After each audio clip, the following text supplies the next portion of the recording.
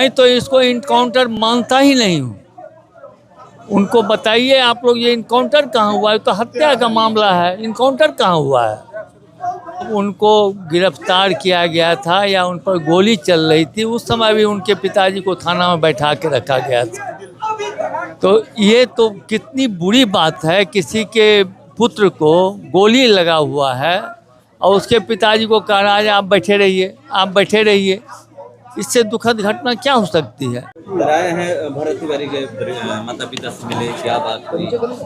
नहीं, निश्चित रूप से इस दुख के घड़ी में बात क्या होगी। हम उनसे मिलने आए थे और उनसे माता से, पिताजी से, उनके भाई से, सबों से मिल करके अपनी संवेदना प्रकट किए हैं। और हम समझते हैं यह बहुत ही दुखद घटना है और इसका कोई जवाब नहीं हो सकता है। इसके में दुख की घड़ी में दुख प्रकट करने लायक भी नहीं है। हम लोग, ऐसा भयंकर ये घटना हुआ है जो हम लोग दुख प्रकट करने की स्थिति में भी नहीं है। आप इसको क्या मानते हैं, एनकाउंटर या हत्या?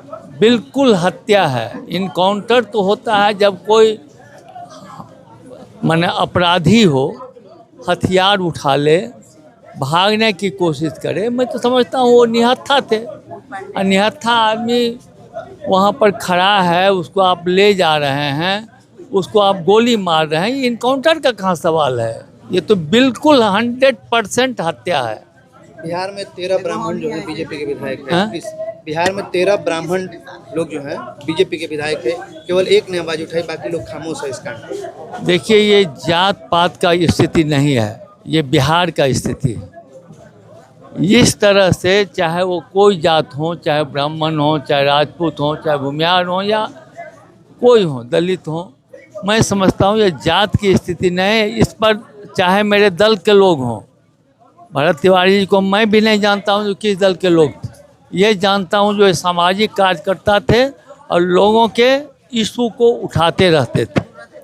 तो मैं समझता हूँ ये जात की स्थिति बात नहीं है। जो भी पब्लिक सर्वेंट हैं, सबको पार्टी के दायरे से आगे आकर के इसके खिलाफ आवाज़ उठानी चाहिए। परिवार के लोग कह रहे हैं कि अभी तक एफआईआर दर्ज नहीं हुआ, जो हम लोग किए थे हमारे ऊपर ही एफआईआर हो गया है, और पर जो धरना दिए थे ग्रामीण पे। मैंने मीडिया के माध्यम से देखा कि जब उनको गिरफ्तार किया गया था या उन पर गोली चल रही थी, उस समय भी उनके पिताजी को थाना में बैठा के रखा गया था। तो ये तो कितनी बुरी बात है, किसी के पुत्र को गोली लगा हुआ है और उसके पिताजी को कह रहा है आप बैठे रहिए, आप बैठे रहिए।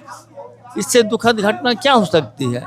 और मैं समझता हूँ कि जिस व्यक्ति को भी आँख कान नाक होगा, चाहे वो सरकार में हो चाहे विरोधी में हो, उसको इस बात का एहसास निश्चित रूप से कर रहा होगा ये बहुत बड़ा जुल्म हुआ है। जब सरकार की बात किए हैं तो एक तो कैबिनेट मिनिस्टर हैं जीतन मांझी, वो इस इनकाउंटर को सही ठहरा रहे हैं और यहीं बगल में सिर्फ सही ठहरा रहे हैं। मैं तो इसको इनकाउंटर मानता ही नहीं हूँ।